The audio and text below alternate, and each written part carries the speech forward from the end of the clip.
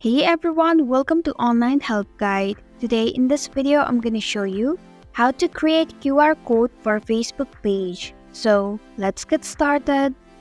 Begin by launching your Facebook application. Make sure you are logged into your Facebook page. Then tap on the profile icon. Now tap on three horizontal dots. Tap on Copy Link option, which is on the page link. Now open your Google and search for free QR code generator. As you can see, there are many websites. I'm gonna go for this option. Now just paste the link that you have copied.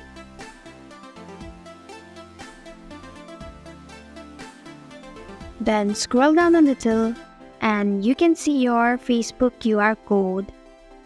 And this is how you can create QR code for Facebook page.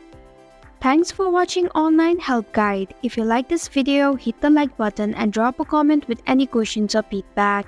If you are new, subscribe and click the bell icon to stay updated on our future videos.